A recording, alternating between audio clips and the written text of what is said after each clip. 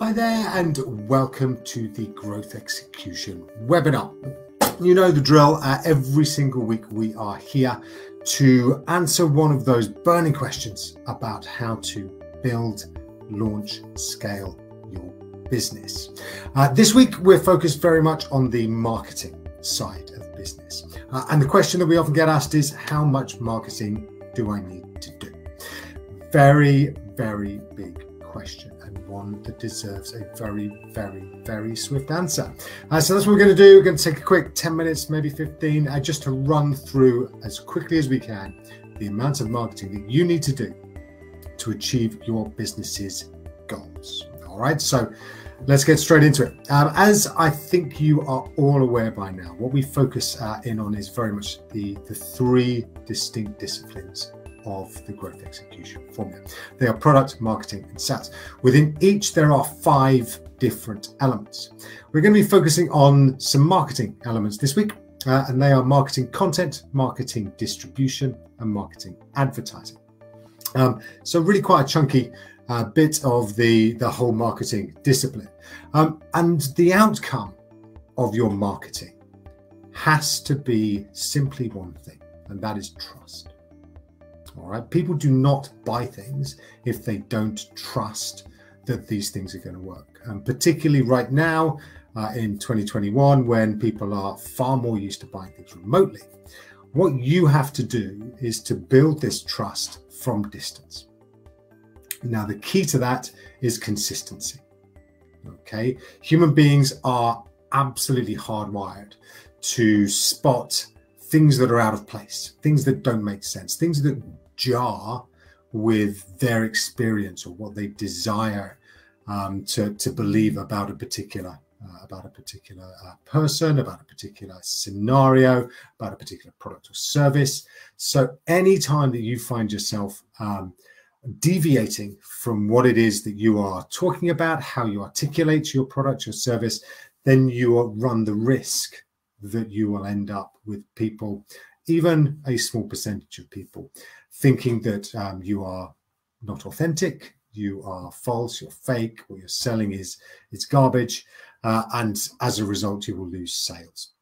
So the answer to this question, how much marketing should I do, is essentially as much as you need to build trust, right? And we will come on to exactly what those numbers are very shortly as well.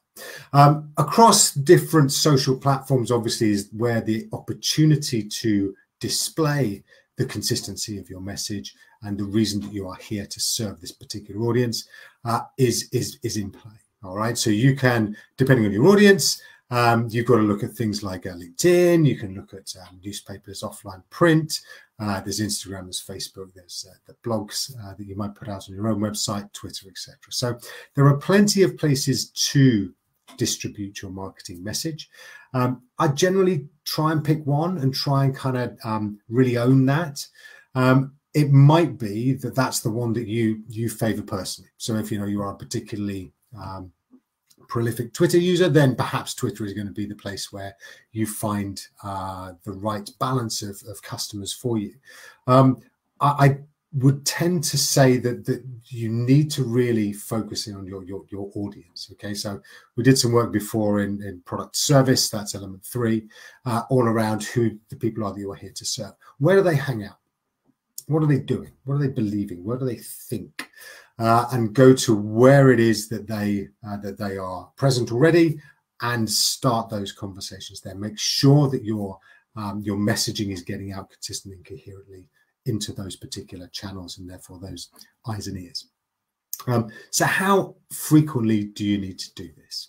All right, now a great resource for this and an entirely trustworthy one is Google. Because guess what? Google knows pretty much everything there is to know right now about online advertising and people's behavior. So Google focuses in on three numbers, which are 11, 7, and 4. Okay, so 11, 7, 4. So your brand needs to have touched people 11 times. And by touching, that is obviously being visible, being heard, being touched, being seen, being any kind of sense that where your customer, your target audience comes into contact with your brand, that's essentially a touch. So on average, Google says, and they would know, that it takes 11 touches before anybody is willing to buy from you on average. All right. Then we talk about 7 hours. So on average, 7 hours is what it takes for people to watch your stuff, to listen to your stuff, to play around with your stuff. All of those minutes add up to the hours, to the 7 hours on average that it will take before people will actually pay attention to your brand and believe what you are saying.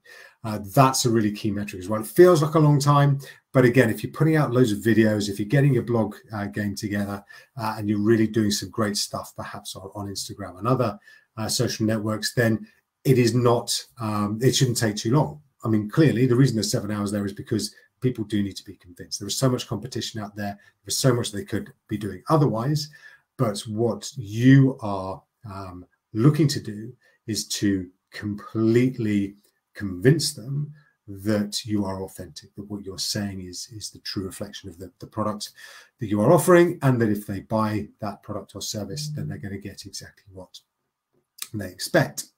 But that's still not enough. 11 touches, 7 hours. You also need 4 different environments.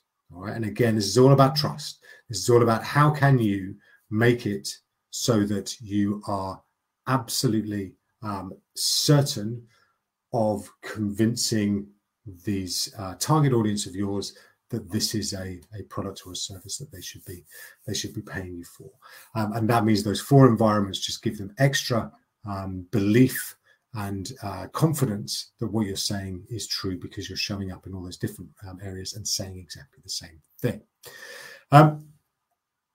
We always want you to have an action every single week. So something that you can go away with, something that you can potentially create or use. In this instance, think about a podcast. All right. Now, podcasts are growing exponentially. The numbers are phenomenal. There's supposed to be a 24 to 27% compound growth of podcasts and audiobooks over the course of the next 5 years or so, up to 2027.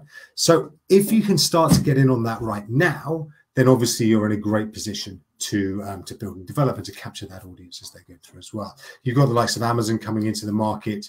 You've got obviously Spotify who are very strongly in here already. There's a lot of activity happening around there. Apple too. So by creating your own show, by building a following, by ensuring that you're articulating a particular consistent view that relates to your product or service, what you're doing is enabling them to really get a grip on what it is that you are truly doing in and around your product or your service. Okay, so and again, you think about that 11 touches. Think about the 7 hours. You can do a 20-minute podcast on a semi-regular basis, and that starts to really deliver those numbers.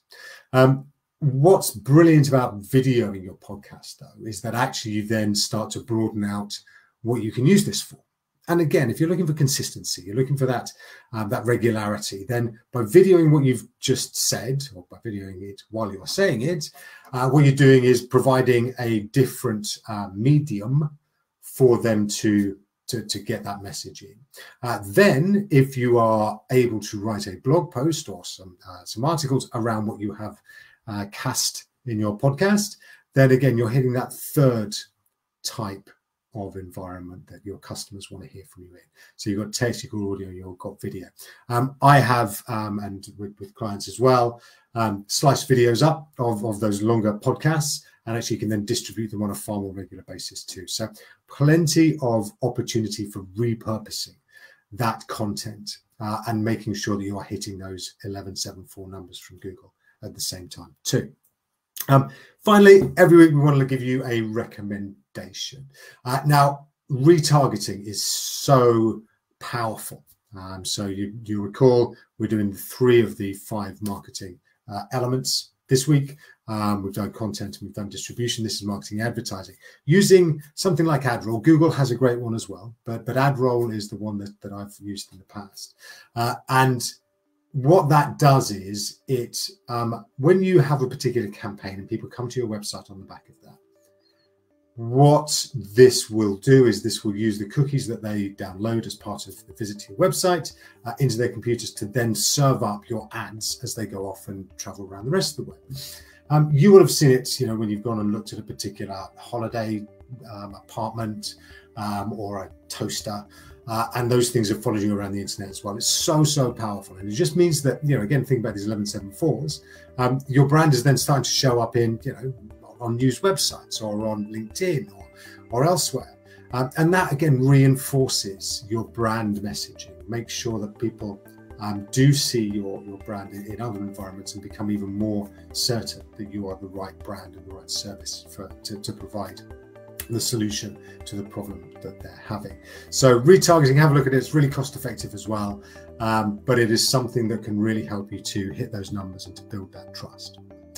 All right, so that's it for this week. That's how much marketing you should be doing. 1174. You should be focusing on your content. You should be getting your distribution right down, social media channels and PR. And you should also be thinking about how the advertising can work for you too.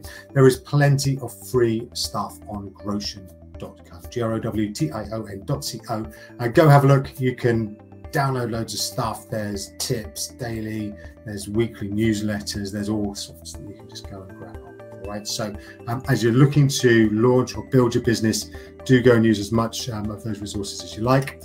We will be back next week with more of the growth execution webinar and a question that we get asked all the time.